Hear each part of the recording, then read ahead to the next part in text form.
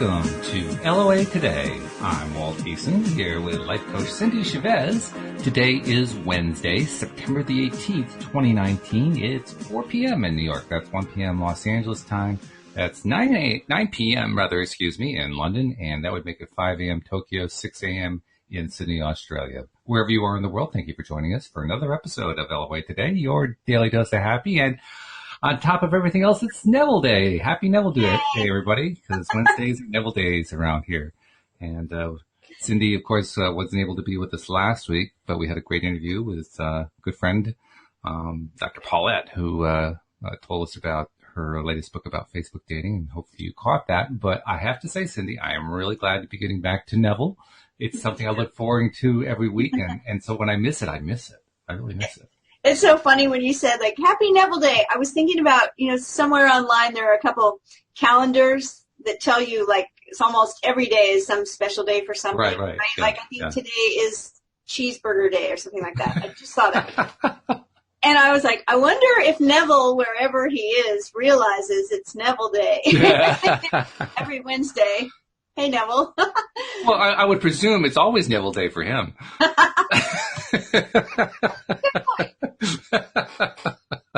Good point. Yeah.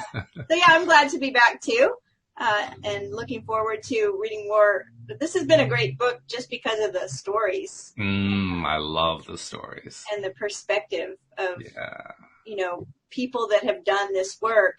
And then, last time I was here, I read a story from a colleague and friend of mine that was doing this kind of work and had such an interesting story to tell. Yeah, fabulous story. Yeah, so it's funny, too, how many of these stories in the book that you were talking about, your guest last week, in my absence, that actually was a contributor to the book that we put together. Right. And a lot of the stories in that book were about people finding their dream homes. That's right. That's true. And then a lot of these Neville stories have also been about finding homes or buildings. And I thought that was interesting because I remember when we put the book together, you and I were talking one day and you said, guess what most, the highest number of stories that are coming in, guess what they're about. I thought they were going to be about relationship. Yep. So, and you said they're about homes, like real estate, finding homes. And I thought that's really interesting. I mean, when you think about it, our home, it's a huge part of our life. It's where we live. It's where we live. It's our protection. It's our shelter. It's where we create family and, memories. And I think, wow, that's really cool that so many of these stories, including my friend's story that we read 2 weeks ago, had to do with finding a home. I don't think it would be too far of a stretch to say that the topic of homes is also the topic of relationships. Well, sure. Yeah, absolutely. Yeah. Because that's where most relationships that we're most involved with on a regular basis happen, right. And it's so funny because when I think of these Neville stories, so many of them are decades ago. Yes. Decades and decades ago. Right. And like 50, 60 years ago. And the book that we did just a couple of years ago, still the same thing. So exactly. Yeah. Some things don't change, right? You're in that place right now. Yeah. Louise and I are both in that place. And I can kind of sense things are starting to shift a little bit, and the earth is starting to move. We haven't got that dream home yet, but stuff's been happening. Interesting little things have been happening, not the least of which is this conversation.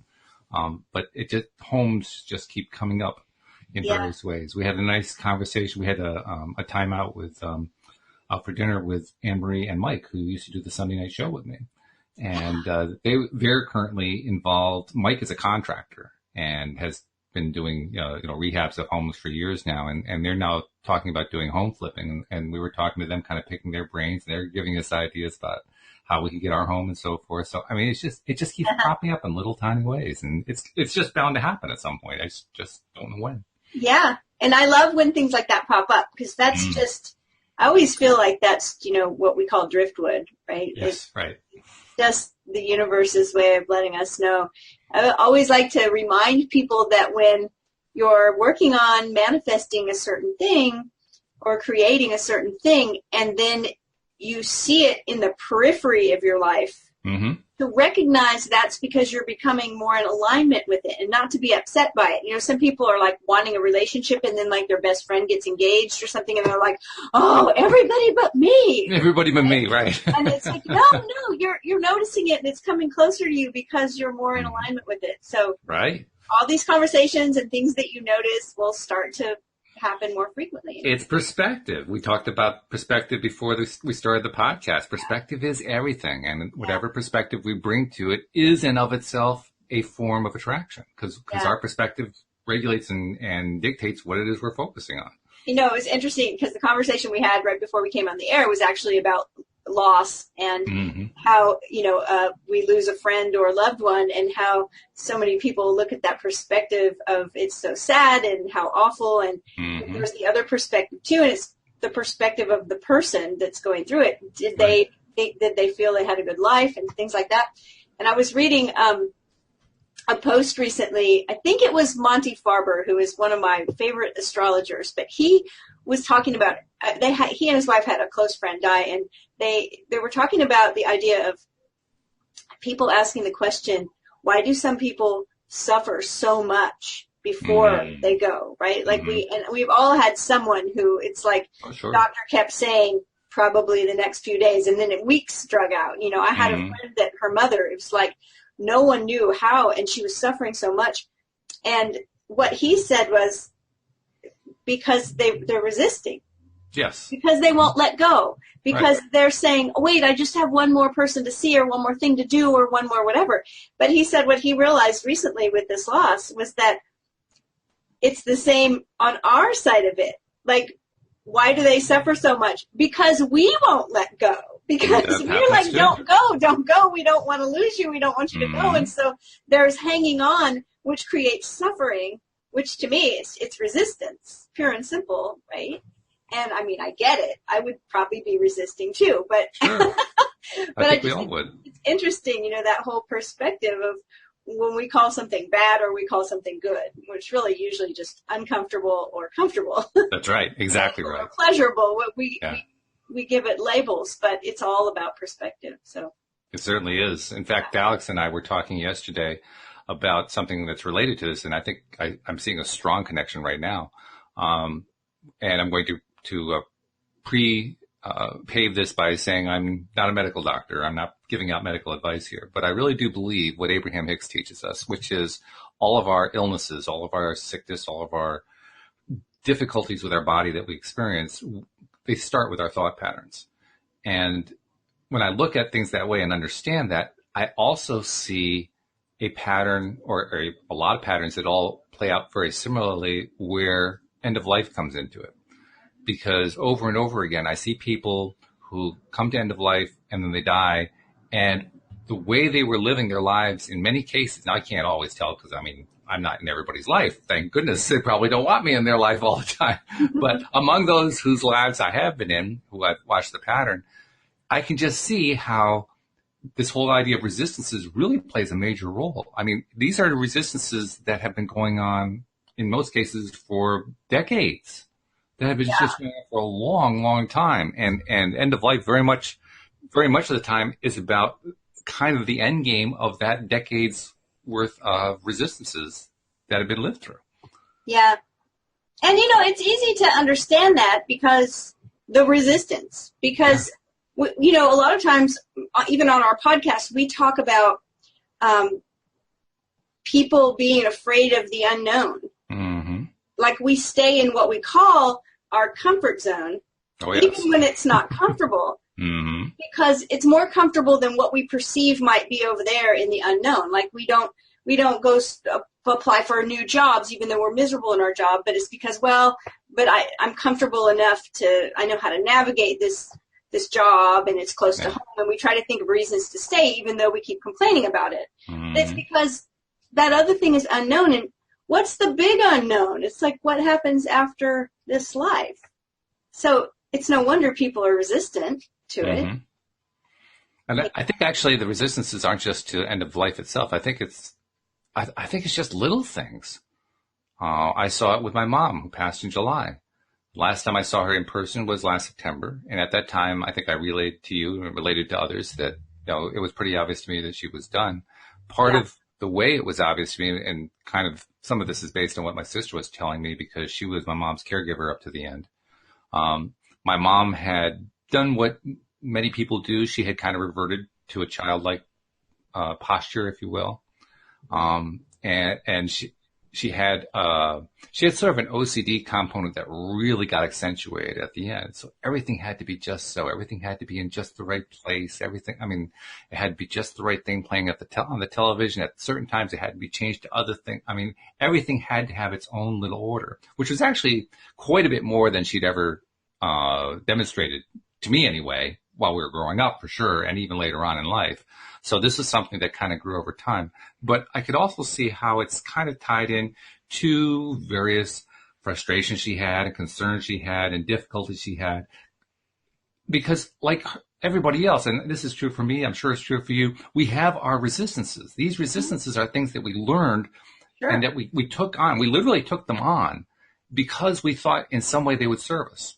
Which is such a strange concept, and yet it's true. They always, if you can, on those occasions where you can trace them back, where you can actually find the roots of them, it's amazing. Every single time, in some way, we thought they were going to serve us. Well, usually they did serve us. Mm-hmm. At the time they were created, they did serve us in some way, and then they weren't serving us anymore. But we were stuck at that point with them, right? They became a habit, literally a habit in the brain. Of the way we think. I mean, I am not hugely well-versed in brain science, but I have quite a few colleagues that are, and so I love listening to the things that they teach me about that. And, we do, our neural connections become wired together. So they become automatic. And usually when we put some kind of habit into place, the best example, or one of the great examples, is that when we're very small, our parents teach us, not to wander out, right? And we want to do that because we're curious. Sure. Don't talk to strangers. Don't go out in the street. Don't, stay here. Stay small. Stay safe. Those things kept us safe when we were 5. But if we adhere to those for the rest of our life, they won't really serve us. We won't meet new people. We won't go new places. We won't find out new discoveries because we're staying back. And we won't risk dipping into the contrast. That's it right there in a nutshell. We won't risk dipping into the contrast. That's it. Yeah. That contrast, as it turns out, is actually pretty good. And we may not like parts of it, but it's still pretty darn good. It's true. It's true. And that's one of the things I was thinking about this week is the question, so what? Yeah. So what if it does? Oh my goodness, if I do this, X, Y, Z could happen. So what? I mean, there's sort of the Zen Buddhist approach, I guess I would call it. The one that says, well, none of us get out of this alive, so why worry about it? I always crack up about, in the Christian Bible and the Hebrew Bible, the book of Job, which people even that aren't familiar with the Bible are usually familiar with that story. Sure. When Job pretty much had everything that could go wrong did go wrong. Pretty much. and the verse is that Job saying, the thing I feared the most has come to pass. And I always say, you know what? The thing we fear the most hardly ever comes to pass. Yeah. Right? That's true. Well, I except that when we keep focusing on it, then we bring it to come to pass. We can, but we're quite good at that. Speaking, we hold back from doing things because we have these fears, and if we launch out and do those things, those fears usually aren't the things that happen. It's like you said, it's when we stay back and we keep fearing, Jeffrey's tuned in as he often does, and gave us a good little addition to what we're saying. He says, I refer to dipping into the contrast as playful chaos. It's a good description. I like that. I like it. Yeah. Really good stuff. Well, before we let the playful chaos begin here on the show, I'm going to get some announcements out of the way. Alrighty. First and foremost is the one that we do every single time, which is we want people to be subscribers to the podcast. And fortunately, about 80 to 90% of our listeners are already subscribers, and listenership does continue to rise. I took a little average of like the last 50 shows, and We are now up to around 325 listeners on average per episode, so it's pretty cool. Wonderful. Thank you, subscribers. Yes, thank you. We love you guys.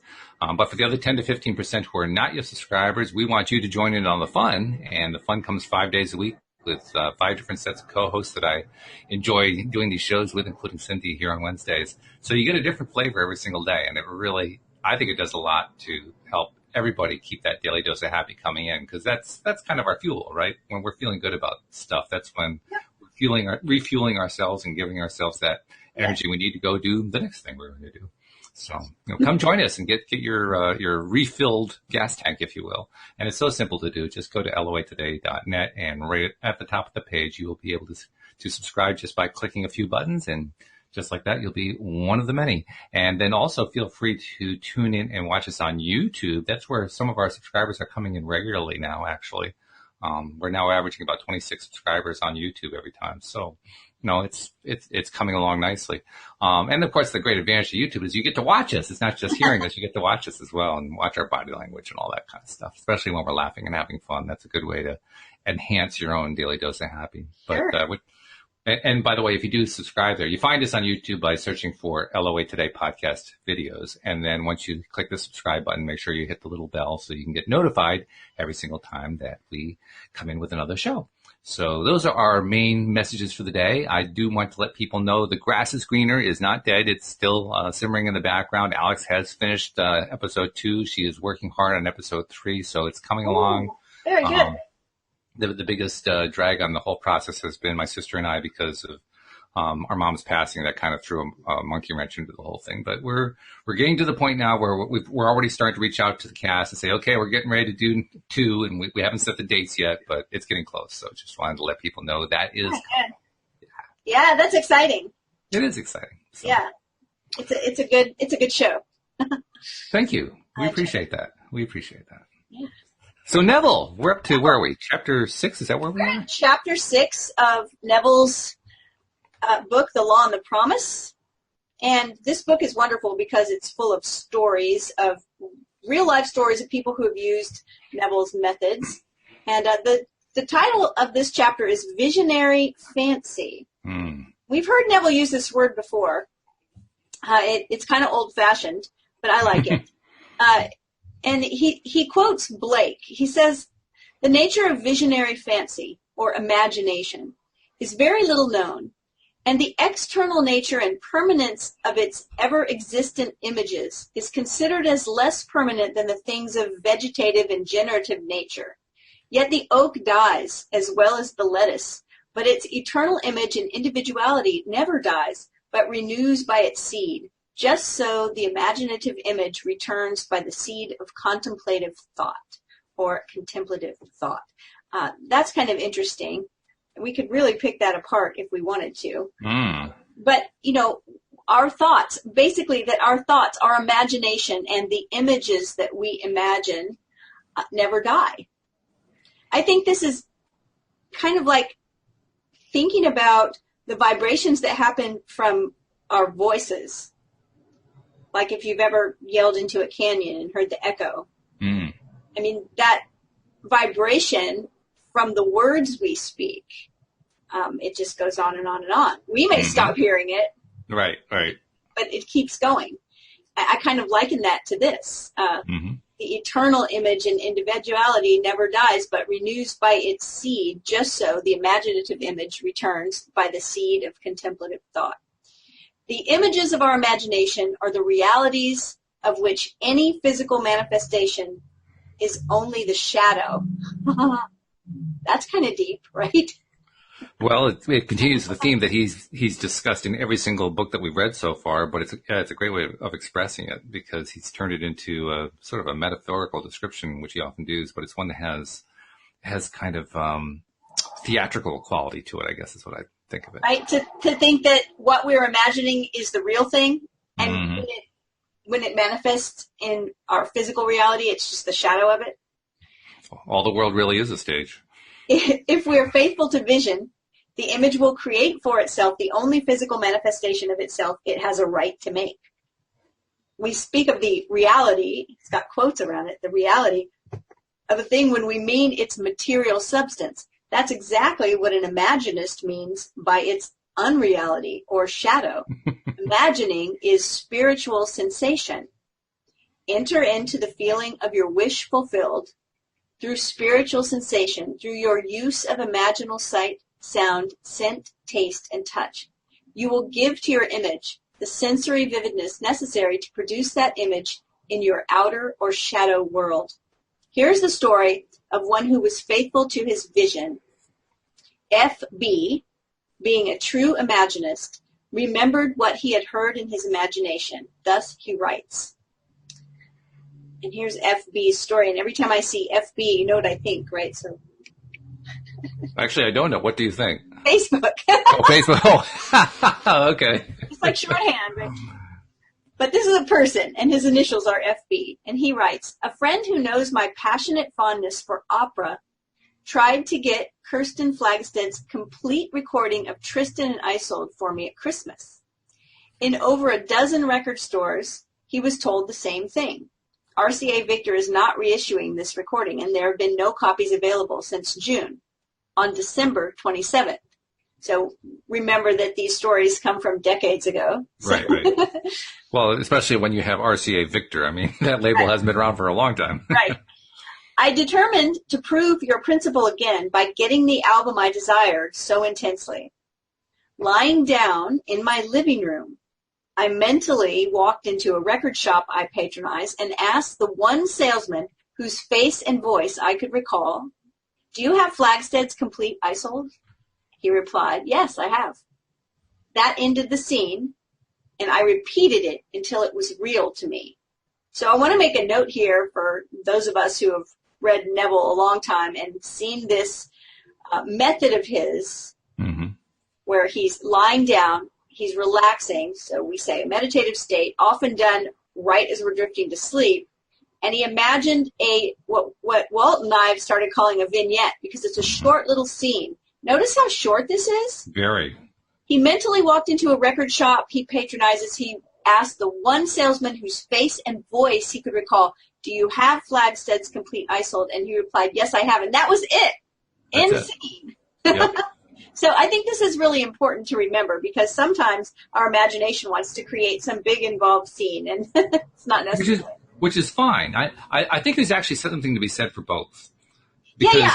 I'm just making the point that it's really not necessary. It's not necessary. No, you can do it with a very, very short version. The one thing that I like to remind people about the short version is the short version, you don't want to just do it one and done, because it's like Abraham talks about, you want to have the thought going for 14 seconds in order to get another thought, and 68 seconds in order to get the actual manifestation happening. And you're not going to get that out of a scene that lasts 5 seconds. Right. Well, and like this man writes, that ended the scene, and I repeated it until it was real to me. Exactly. And what I've noticed in my own practice is that if I let my imagination sort of go wild and I get a very involved scene with all kinds of things happening, sometimes it's really great. But other times, all of a sudden, I'm thinking about, the grocery list or something. Yeah, we go off the rails really easily. I've completely gone off the rails, and I'm like, oh, wait, what was I doing? So this little short scene is, really powerful to focus, and then again, and then again. He says, late that afternoon, I went to that record shop to physically enact the scene. Not one detail supplied by the senses had encouraged me to believe I could walk out of that shop with those records. I had been told last September by the same salesman in the same shop the same story my friend had received there before Christmas. Approaching the salesman I had seen in imagination that morning, I said, do you have Flagsted's complete Isolde?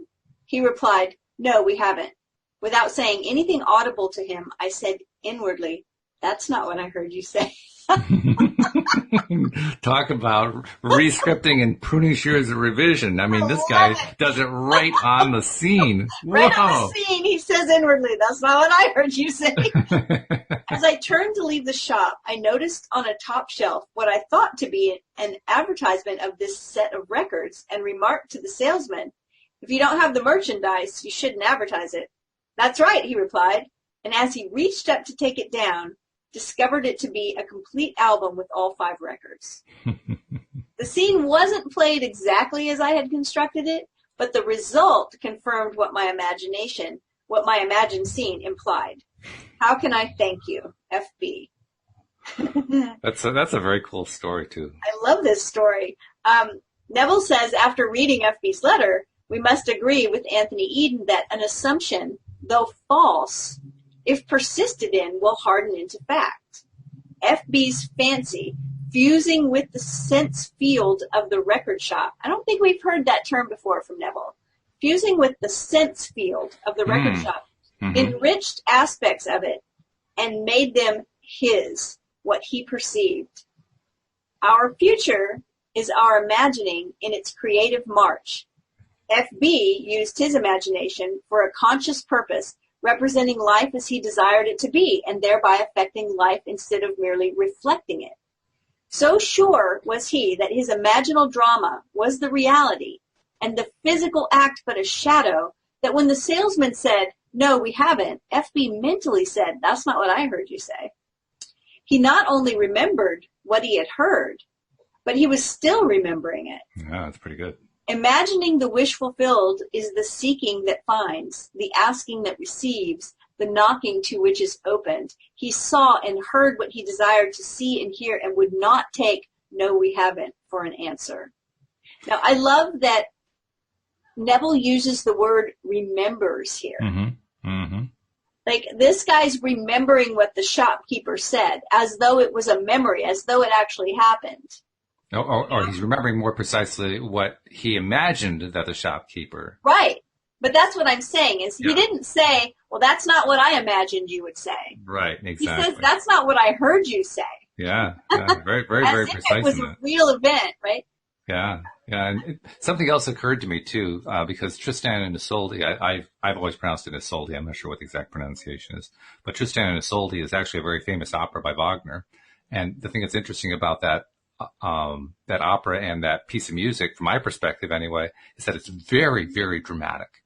It's very dramatic music. I mean, it's the kind of music that, it's old-fashioned because it's from the 19th century, but you could almost hear it in a modern movie because it has that level of drama in it. And so I imagine to myself, I wonder if FB was actually listening to a recording of, somebody else's recording besides Falstaff, or whatever her name was, another recording of Tristan and Isolde as part of his background for setting himself up to play that scene so that it would re-imprint itself more forcefully.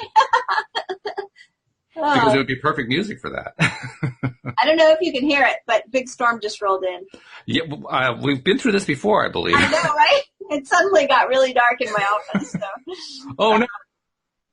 You suddenly froze. I said, "Oh, no, I hope it's not happening again." Let's not think about that. Okay. We're going to think blue skies. So Neville goes on to say, "The imaginist dreams while awake. He is not the servant of his vision, but the master of the direction of his attention. Imaginative constancy controls perception of events in space-time. Unfortunately, most men are ever-changing like a joyless eye that finds no object worthy its constancy." He's quoting Shelley, "To the Moon." All right, we get another story here. Mrs. G.R., too, had imaginatively heard what she wanted to physically hear and knew the outer world must confirm it. This is her story. Excuse me, I have to, before you tell this story, I have to refer to this Jeffrey in his usual inimicable way, said, "By the way, I'm appreciating Cindie's nails." Just a side note. So your nails are being appreciated. Awesome. Thank you. I appreciate that compliment. I receive it. All right. So let's hear the story. Here's the story. Some time ago, we advertised our home for sale, which was necessary for us to buy a larger property on which we had placed a deposit. Several people would have bought our home immediately, but we were obliged to explain that we could not close any deal until we learned whether or not our offer for the property we wanted had been accepted. At this time, a broker called and literally begged us to allow him to show our home to a client of his who was eager for this location and would be glad to pay even more than we were asking. We explained our situation to the broker and to his client, and they both stated they did not mind waiting for our deal to be consummated. The broker asked us to sign a paper, which he said was not binding in any way, but would give him first chance at the sale if our other deal went through. We signed the paper and later learned that in California real estate law, nothing could have been more binding. A few days later, our deal for the new property fell through, so we notified this broker, and his verbal response was, well, just forget it. 2 weeks later, he filed suit against us for $1,500 commission. Trial date was set, and we asked for a jury trial. Our attorney assured us he would do all that he could, but that the law on this particular point was so stringent that he could not see any possibility of our winning the case. When time for the trial arrived, my husband was in the hospital and could not appear with me in our defense. I had no witnesses, but the broker brought 3 attorneys and a number of witnesses into court against us. Our attorney now told me we had not the slightest chance to win. I turned to my imagination, and this is what I did. Completely disregarding all that had been said by attorneys, witnesses, and the judge who seemed to favor the plaintiff, I thought only of the words I wanted to hear. In my imagination, I listened intently and heard the foreman of the jury say, "We find the defendant not guilty." I listened until I knew it was true. I closed my mind's ear to everything said in that courtroom and heard only those words. "We find the defendant not guilty." The jury deliberated from noon recess until 4:30 that afternoon, and all during those hours I sat in the courtroom and heard those words over and over in my imagination. When the jurors returned, the judge asked the foreman to stand and give their verdict. The foreman stood up and said, "We find the defendant not guilty." Pretty interesting. And Neville quotes, "Dream peddlery, Thomas Lovell Beddoes. If there were dreams to sell, what would you buy? Would you not buy your wish fulfilled? Your dreams are without price and without money. By locking up the jury in her imagination," I love that turn of phrase. Yeah, right. Hearing only what she wanted to hear, she called the jury to unanimity on her behalf. Imagining being the reality of all that exists, with it the lady achieved her wish fulfilled. Hebel's statement that the poet creates from contemplation is true of Imaginists as well. Certainly gives new meaning to the word sequestering the jury. Right? But and to think that they deliberated for like 4 hours. Yeah. And that she sat in the courtroom the entire time. You know, we talk a lot on our podcast about practice. Right? And about hanging in there, holding the vision for something. And we all have such short attention spans, or most of us do anyway, thanks to social media and all of the stuff going on. That's a long time to be hearing that phrase over and over.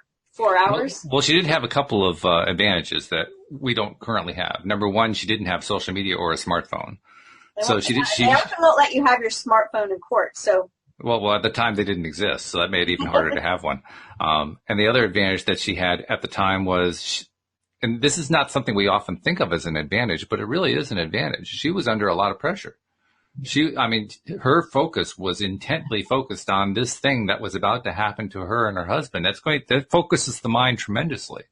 And she took advantage of it. She could have easily just crumbled under it. She could have just folded up and given up, but she didn't. She decided she was going to stay with it and use it, and she used it to her advantage very well so that she could maintain her focus for, pretty close to 4 hours, it sounds like. That's no wonder she got the results she wanted. I love what, we're talking about not having a smartphone, and Neville's next phrase, he says, about saying that Imaginists create from contemplation. He says they know how to utilize their video audio hallucinations to create reality. Yeah. Nothing is so fatal as conformity. We must not allow ourselves to be girt about by the ringed fixity of fact. Change the image and thereby change the fact. I love this story. I think it's fantastic. The story that we're about to read here? The story we just read. The story that we just read. Yeah, because we're loaded with stories, so that's why I have to make sure I know which story we're talking about. This one's a good one, too. R.O., initials, employed the art of seeing and feeling to create her vision and imagination. And here is what R.O. had to say in her letter. "A year ago, I took my children to Europe, leaving my furnished apartment in the care of my maid. When we returned a few months later to the United States, I found my maid and all my furniture gone.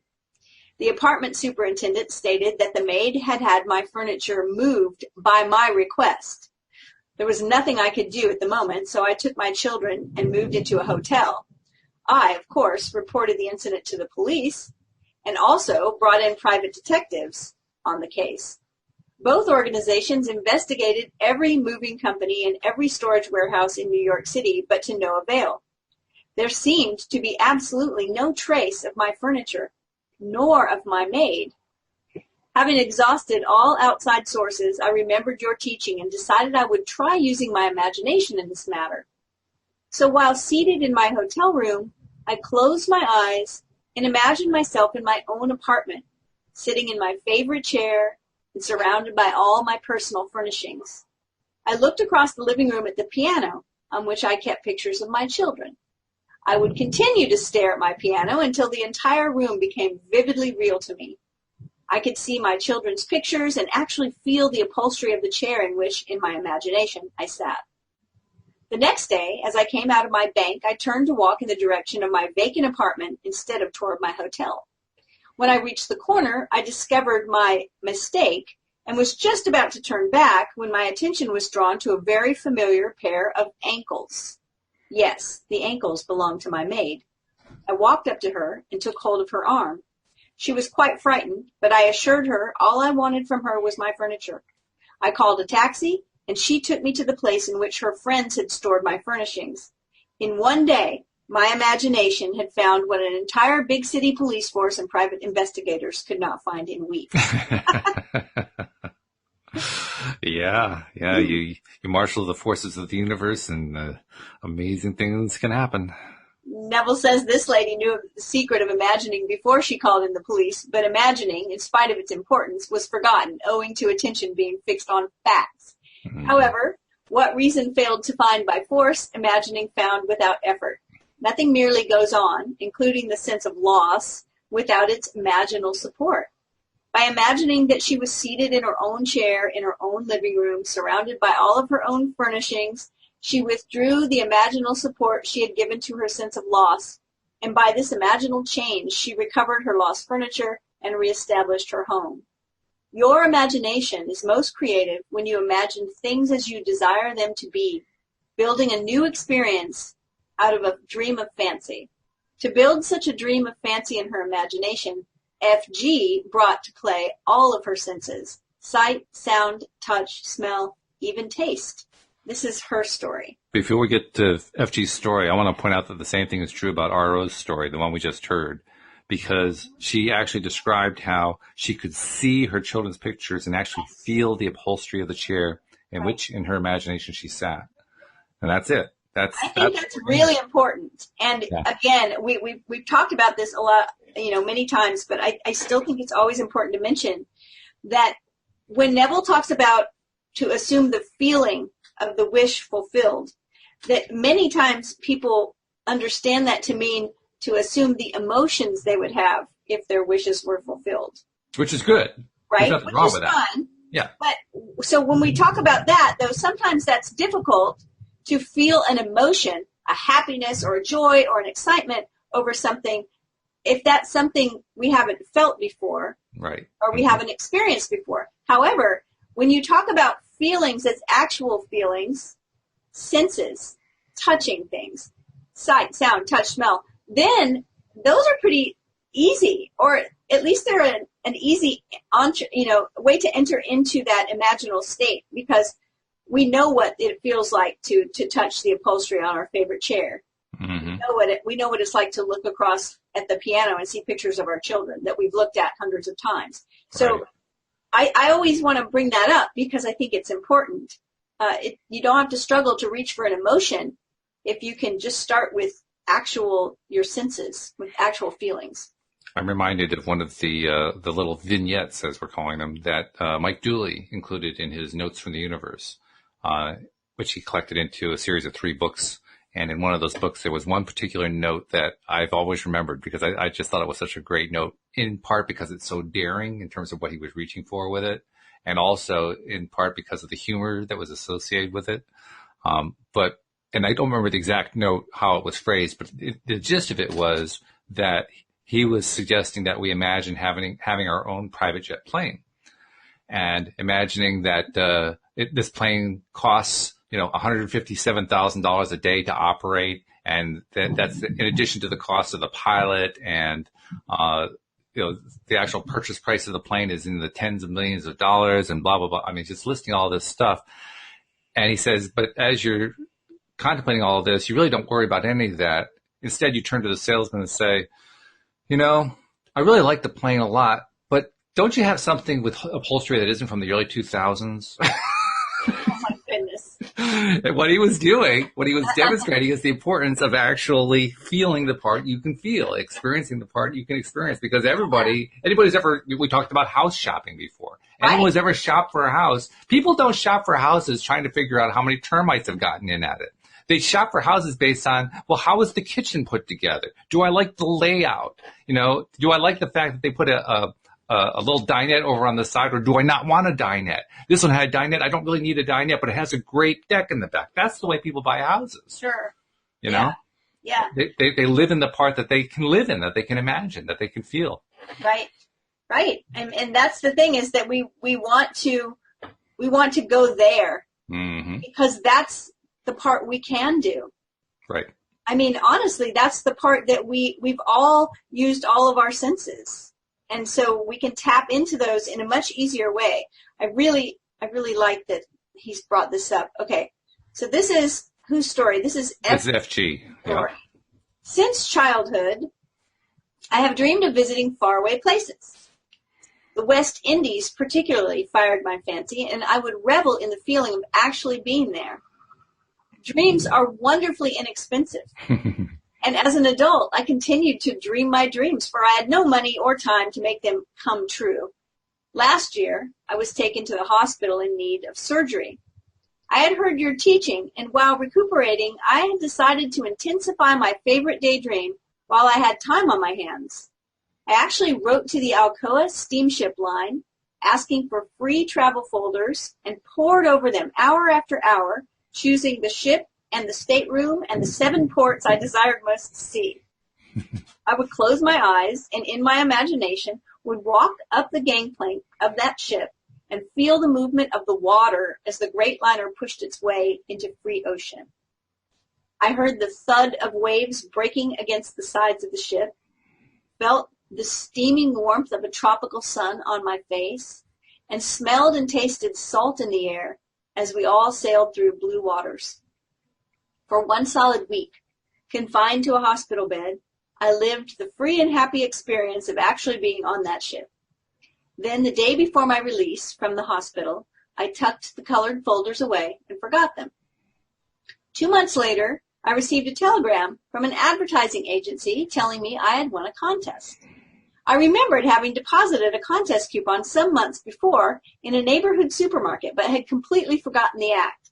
I had won first prize and wonder of wonders. It entitled me to a Caribbean cruise sponsored by the Alcoa steamship line. But the wonder didn't stop there. The very stateroom I had imaginatively lived and moved about in while confined to a hospital bed had been assigned to me. And to make an unbelievable story even more unbelievable, I sailed on the one ship I had chosen, which stopped in not one, but all of the 7 ports I had desired to visit. That's fabulous. That's a great story. Wow. Yeah, that's a great story. There are a few things I like about this story, too. First of all, one thing that hearing these stories has reminded me of is that, yes, Neville teaches us to assume the feeling of the wish fulfilled. And as you pointed out, the feeling doesn't have to be an emotional feeling. It can be a physical feeling. It can be a taste, a touch, a sound, a smell. But even with that, like you said, it can be tough to get there, to feel it or to smell it or to see it or to taste it. And what I've learned and what I've been recognizing more and more is the importance of sticking with it even when I'm not feeling it. If I can stay on the thought long enough, I start to get a wisp of a feeling. I start to get a wisp of a taste, a wisp of a smell, or whatever it is. I get a wisp of something. Right. And it's this little vague thing. And if I just stay with it and stay with it, it starts to take a little form. just a little form, not a lot. Just it's not taking a definite form. It's like a little ghosty form. And then it starts to fill in a little bit more and starts to fill in a little bit more. And if I can stick with it, that's the key. Because it's so easy that, like you say, we get distracted by stuff all the time. But if I can stick with it, it turns into form more and more until finally I get a definite sense impression of some kind. Usually, for me, it's usually something hearing related. Sometimes it's sight related. But I get something. And the longer I stick with it, the more I can turn it into something, a real experience in my mind. Like many of these stories describe how at some point they stayed with it until they really believed it in their mind, until it became a real thing in their minds and their imaginations. Right. And that's what I loved about the story of the man that was searching for the records that lay down and imagined, is because later Neville refers to it as he remembered what the sales clerk said. Right. And when he said in his mind, that's not what I heard you say. Yes.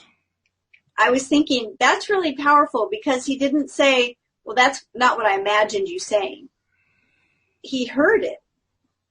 And, that it's looking back at it as a memory. There's a method where that's one of the things you actually do is look back on the thing you desire as if it was a memory. I've heard Mike Dooley as well talk about vision boards, but he would take pictures and cut them out, and he would put them like up in different places where he would see them in the same way that, you go to someone's house and they've got like a picture of them in Hawaii and it's on their vacation, it's on their refrigerator or something, right? They want to remember it. He would put pictures up so that they would actually look like memories, kind of tricking the brain there a little bit. Tricking the brain, but it's also a programming thing. That's why the stick-to-itiveness, I think, is so critically important, because we give up really easily. And that's why so often we fail. And we can't give up. We have to keep at it. We have to just keep going back to it and going back to it. Even if we have to do it, gently 1,000 times, we just keep bringing our mind back to it, Interesting in two of these stories, because one story, she was stuck in the courtroom for 4.5 hours while the jury deliberated. Yep. And she imagined it over and over. And this person was like stuck in a hospital for a week. Yeah. Right? But in that case, they said that they, at the end of the week, they were getting released from the hospital. They just tucked the folder away and forgot about it. And that's another thing that I see comes up, that it's really just an evidence of lack of resistance. When we forget about something, at the point that, not that we think it once and forget it, but at the point that it has been real to us. I think this is what Neville was talking about when he talked about our imaginings being eternal. I don't know if that's the exact word he used, but, I was likening it to a voice. We say words and they go out into the ethers, but they keep going. Sure. So we have these experiences where we've imagined something and allowed it to become very real to us, I think it continues to, it's a thought that's out there. I don't understand it all. Well, I think you understand it pretty darn well, and you're pointing to how and why it is that continuing to stay focused on it is so useful and so worthwhile, because it's already out there and it's bouncing around all over the place. So it's not like it's going away, which means that every new second that we spend focused on it, we're just building it up. There's no way for it to get smaller. It's just going to get bigger. Right. Just get stronger and stronger. Which makes it easier, because now we don't have to worry about, can I maintain it to the size it's at right now? And you don't have to maintain it to the size it's at right now. That's not part of your job. Yeah, right. It's just getting it, holding the vision of it until you're sure about it. And that's Correct. What I see, now in this one about the cruise ship, not as much. But something I see in that one that we've talked about before, and that is the idea of when you go into your imagination to imagine something in that greater reality that you want, that you desire, the idea of doing that exercise because it's enjoyable. Yes. And for no other reason, not concerned about the outcome of it. And that's what I kind of see in this one of the person in the hospital. There were a lot of things in that story that said they were doing this because it was enjoyable. They said dreams are free, and this was inexpensive. And I spent a week on that ship. Right. I mean, in there, there was never any, although they did know Neville's teachings, but there wasn't a whole lot of talk about, I decided I was going to go on this cruise in the future, and so I was going to consciously create this thing while I was here stuck in bed. We don't hear that. No. We just heard dreams are inexpensive, and I'm going to spend this week living my dream, being on this cruise ship. I love that the cabin, the ship was the same ship. It went to all the places we wanted to go. Very, very cool. And all 7 ports. I thought that was great, too. Yeah. Yeah, so apparently, Hey, Jeffrey has a question for us. Yeah. And it's good. I love questions. He says, do you think it's harder to manifest a physical material thing like home or furniture, or to manifest a situation or an experience, like a not guilty verdict or a vacation? It depends on if you believe one of them's harder. Yes. I think it's just as easy to manifest a castle as it is a button. But for most of us, a button's easier. Yeah. Because we think the castle's harder, that's all. Mm-hmm. I mean, that's what I think anyway. We could talk about the idea that when something's situational, there are often other people involved. But there are other people involved in everything. Even the home or the furniture, there are going to be usually other people involved. So I don't know. I don't think either one of them is the harder one. I think we can make it hard for ourselves. Yeah. So I think we're really good at that. I have someone in my life that has a wonderful, loving marriage and has been married for, I think they're coming up on, I don't even want to say 50 years. Wow. And they spend the majority of their time together. They delight in each other. I mean, they've always had a great relationship. Mm-hmm. Not so much manifesting money. Mm-hmm. Now, they're not living in complete poverty, but they have had struggles financially over time. Sure. Peace and famine, right, and struggles. I was coaching someone one time because this person I was coaching was very, very successful in all kinds of businesses and had many awards and accolades and, licenses, certificates, degrees. I mean, just amazing. From the time she was very young, like she graduated college when she was in her teens, and she just was amazing. And she wanted to find a relationship, and she had had much trouble finding a relationship. And she said to me, well, making money is easy, but having a good relationship is really hard. And I said, I want to tell you a story. And she said, okay. And I started telling her the story of this couple that I knew. And I said, they're not a figment of my imagination. I've known them for 30-something years, and I see them pretty often. And they are wildly in love, and they've been married, at the time it was probably 40, 45 years. And they're both incredibly talented, very, very smart. They've owned several businesses. They really know their stuff. And in the businesses they've been the expert, top-of-the-line businesses, but they've struggled to make money. And she said, oh, my goodness. Like, it shocked her. Sure. And I said, you see, it's perception. It's belief systems. It's, and it was the exact opposite of what she thought. So it's kind of like this question, right? One person says, well, it's easy to manifest a house full of good furniture, but I just can't find a job I like to save my life. And someone else who says, oh, I would love to have your dream home. I mean, I have opportunities open all the time, but I can't find a house I like. So, I mean, it's just, and I think we choose different things when we come here. And I think we choose to, work out maybe our karma in certain ways. We choose to have certain experiences, and it's all part of the process. I was on a call with a bunch of my colleagues today, and somebody mentioned, the contrast being part of the process. Mm-hmm. And it made me laugh because there was a chat going on, and somebody had typed in, oh, part of the process. I love that idea. And I said, my son, my oldest son calls it Pop U, like Pop University. And the first time I heard him say that, he was telling me something that was going on. He wasn't really complaining, but it was something that would be considered contrast. Mm-hmm. And of course, me as mom, right, I dove right in. Oh my gosh, I'm so sorry that you're going through this. And he said, oh, it's just Pop U. And I said, what is pop you? And I said, pop. And he said, part of the process. So it was just a pop university experience, right? It's just part of the process. Yeah. It's part of the process of Earth School, of going through whatever we're going through. And I realized that for him, when he said, it's just pop you, he was really saying it's not a big deal that we have contrast, Mom. He's been hearing this stuff since he was a little kid, right? So he was giving me back my own stuff, saying it's not that big of a deal. It's just contrast. It's just pop you. Right. Yeah, that's good. I like that. It's a great point. It's a part of the process. It's a great point of focus and perception, because if you can maintain that perception, you're going to be in good shape no matter what your situation is.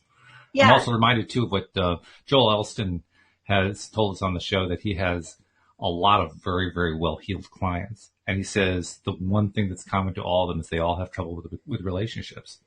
He told me about one who had discovered through something in the mail that, some investment that he'd forgotten about had made him $17 million, and it didn't even affect him. It's like, that's just another $17 million, because he still couldn't get his relationships right. Well, and I heard somebody, a coach that I know said one time, she said, well, you can always tell the area that someone struggles in their life because those are what they have the most books about. That's true. It's like, that's true. As I looked up at my bookshelf, right? It's like, if you look at my bookshelf, it's just full of books on love and relationships, because that's where I've struggled, right? It's like, I always thought that was pretty funny. Well, I'm also reminded of another Joel thing, because Joel is a big supporter and advocate of struggle, not of suffering, but of struggle, because he believes that struggle is where we achieve our best improvements in life. And I think he's right. I mean, I would say that just from the example you gave, you have become a relationship coach par excellence. And I think part of that is because of the struggles you went through. And so you become really, really good at it. Absolutely. And, there's a concept that I really love, and that is the idea of cycles, right? And we have spiritual cycles and material cycles. Mm-hmm.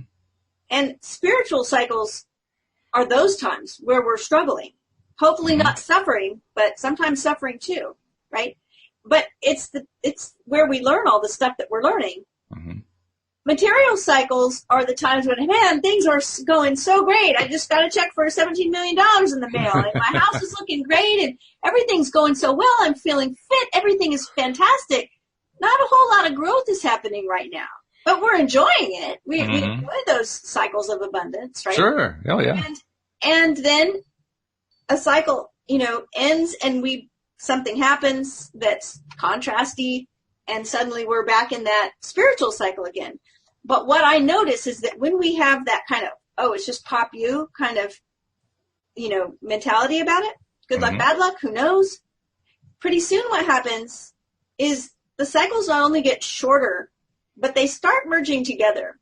And what happens is we become where we're in a spiritual cycle all the time, but it doesn't affect us like it used to, because we're also in a cycle, in a material cycle all of that time, in an abundant cycle all of that time.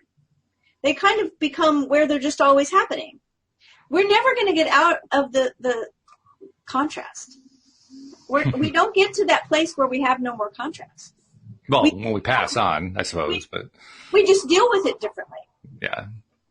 And it doesn't bother us as much. That's Vedantic philosophy says there are only two signs of being enlightened. One is that you experience more meaningful coincidence. Sometimes we call that magic, synchronicity, miracles. And the other one is that you just stop worrying about things. And that's what happens when these two cycles just become congruent with each other. Which is a very cool result. Yeah. Right?